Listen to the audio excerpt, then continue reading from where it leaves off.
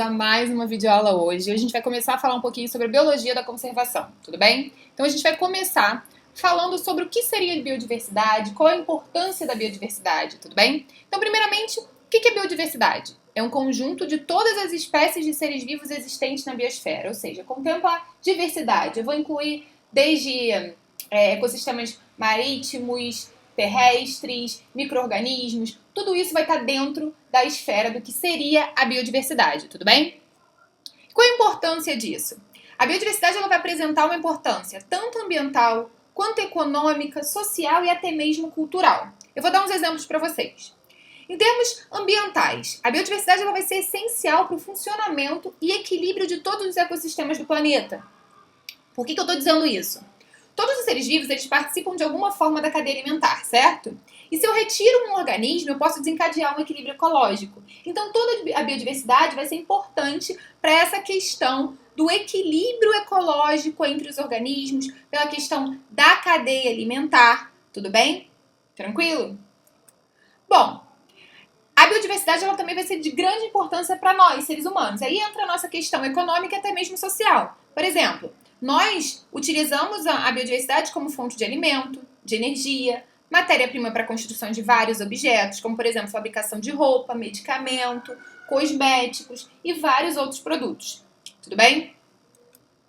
E temos também a importância cultural. A biodiversidade ela é frequentemente explorada para lazer e turismo, tá? Então, a biodiversidade vai ter uma grande importância dentro de várias frentes, né, econômica, social, ambiental e cultural, e ela vai contemplar todas as espécies de seres vivos existentes na biosfera. Tudo bem? Tranquilo? Então vamos dar sequência. Bom, gente, e como a gente sabe, a biodiversidade ela está em constante ameaça, vamos dizer assim. E existem alguns fatores que são principais ameaças para a nossa biodiversidade. Bom, o que acontece? O nosso planeta ele se mantém num equilíbrio dinâmico.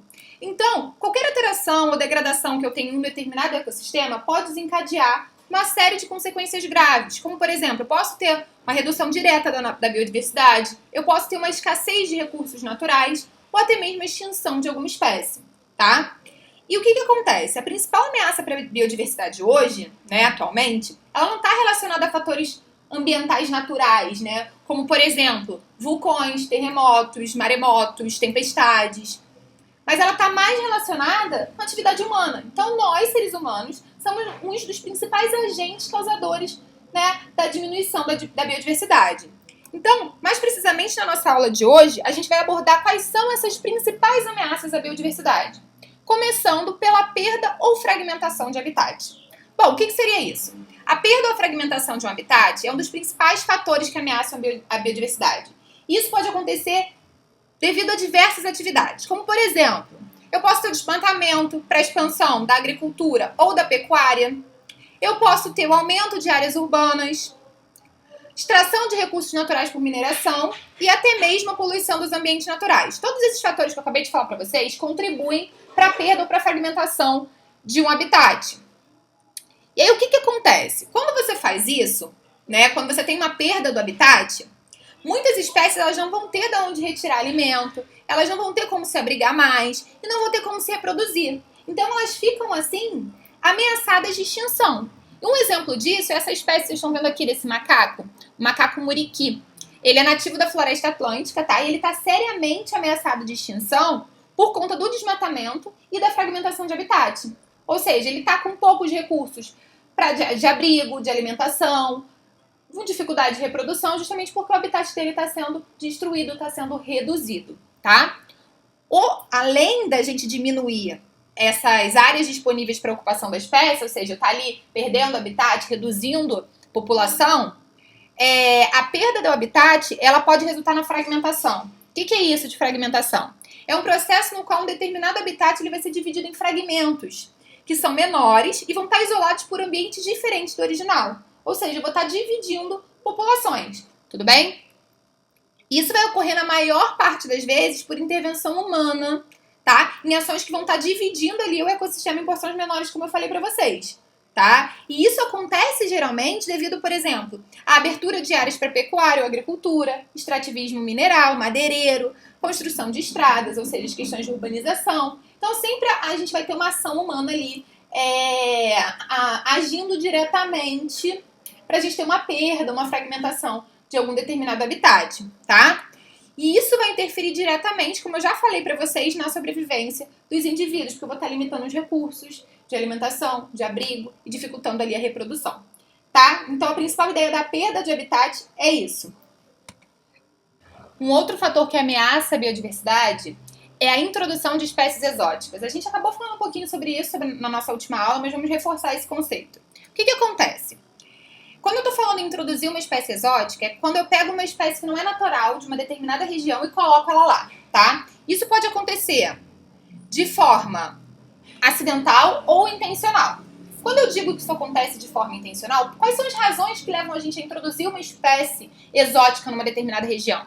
Eu posso querer, por exemplo, estar fazendo um controle de pragas. Eu tenho, um exemplo, uma plantação. Essa plantação tem uma determinada praga de um determinado inseto e eu vou colocar uma espécie que é exótica, ou seja, que não é natural daquele habitat ali, mas que ela é predadora daquela espécie que é a minha praga. Então ela vai acabar combatendo a minha praga.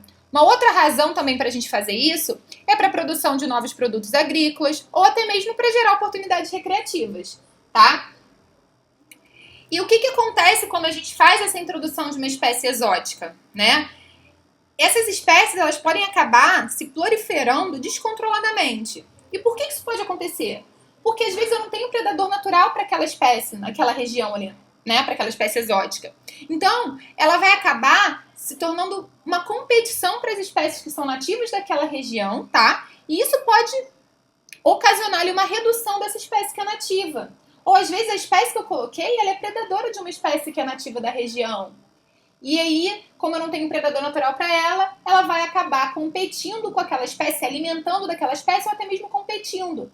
Elas têm a mesma fonte de alimentação, uma vai competir com a outra e pode ser que a espécie nativa ela tenha maior dificuldade de sobrevivência ali. Tudo bem? Outro fator também que afeta, né, a biodiversidade, que ameaça a biodiversidade, é a sobreexploração de recursos naturais. O que eu quero dizer com isso?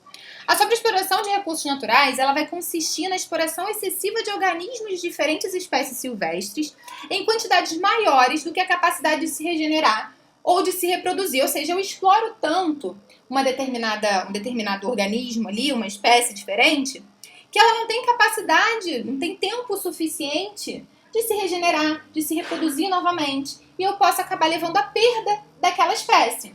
Tudo bem? Um exemplo disso é a pesca predatória em escala industrial, tá? E essa pesca predatória, ela tá reduzindo a quantidade e biodiversidade de peixe no oceano. Eu não tenho tempo, eu pesco tanto, uma quantidade muito grande, né? Eu faço isso em excesso e eu não dou tempo para os meus peixes se reproduzirem, eu gerar novos indivíduos naquela população. Tudo bem? E também a exploração madeireira de espécies nativas. A gente tem feito tanto desmatamento, a gente tem arrancado tantas árvores, né? E a gente não planta o suficiente para a gente poder repor aquilo que foi plantado. Tudo bem? A gente está explorando de maneira excessiva os recursos naturais, tá? Bom, outra questão também é a poluição. Vamos ver como é que a poluição vai influenciar e vai ameaçar a biodiversidade. Bom, a poluição ela vai desencadear uma série de modificações no ambiente, certo? E essas modificações que são desencadeadas, que são causadas, elas podem acabar dificultando o desenvolvimento de alguns organismos em determinados locais. Tudo bem? A poluição ela pode ser tanto uma poluição atmosférica, uma poluição da água, do solo. E todos esses tipos de poluição que eu mencionei aqui com vocês vão afetar diretamente a sobrevivência dos seres vivos. Um exemplo disso, tá? Seria a poluição, por exemplo, aquática, ali, marinha, vamos dizer assim. Vamos supor que a gente jogue muitos esgotos, dejetos industriais sem tratamento ali nos corpos d'água. Isso vai promover uma redução de biodiversidade. Por que eu estou dizendo isso? Porque como eu estou colocando várias coisas que não são naturais ali, eu estou jogando rejeitos, eu estou jogando dejetos industriais sem tratamento, os organismos aquáticos daquela região, eles podem ter dificuldade de quê? Obter alimento, de respirar. E isso vai causar o desequilíbrio na cadeia alimentar. Então, a gente pode levar à morte de diversos organismos aquáticos, diversos indivíduos aquáticos ali daquele ecossistema por conta da presença da poluição. Tudo bem? E isso pode, consequentemente, afetar a nossa cadeia alimentar e gerar um desequilíbrio, por exemplo. Tranquilo, gente? Então vamos dar sequência. Bom, outro fator muito importante também, o uso de agrotóxicos. O que acontece? Os agrotóxicos, eles são compostos utilizados ali na agricultura para controlar organismos que possam atacar as plantações, tá? Pragas, essas coisas, né? Tudo que possa afetar a plantação de maneira negativa, às vezes você pode utilizar um agrotóxico para combater, tá? Bom, só que tudo tem que ser usado na medida correta, tá? E o uso excessivo de agrotóxicos e esse uso sem controle, ele vai causar impactos diversos ali na biodiversidade. Por quê? Ele pode causar a morte aleatória de insetos, incluindo os insetos que são polinizadores, certo? E também até mesmo de outros animais. E o que acontece? Um dos fatores também muito importantes para o uso do agrotóxico influenciar bastante na nossa biodiversidade. Quando eu tenho chuva, né? Chuvas na região que eu uso uma quantidade excessiva de agrotóxicos, esses agrotóxicos eles podem ser levados para os solos, para os lagos, rios, mares, e eles vão ser absorvidos pelos animais. Isso vai fazer o quê? Fazer esses animais levarem à morte, ou vão se acumular nos organismos e vão causando doenças, certo? Então tem toda essa questão do uso descontrolado. E isso pode afetar diretamente a nossa biodiversidade, tá? Bom, outra questão, né, a última que a gente tem para falar hoje, na verdade, é a questão da mudança climática. O que acontece? As mudanças climáticas elas vão corresponder a alterações no clima. E essas alterações podem ser regionais, né, específicas de uma determinada região, ou globais, tudo bem? Pode ser em escala global ou em escala regional, tranquilo?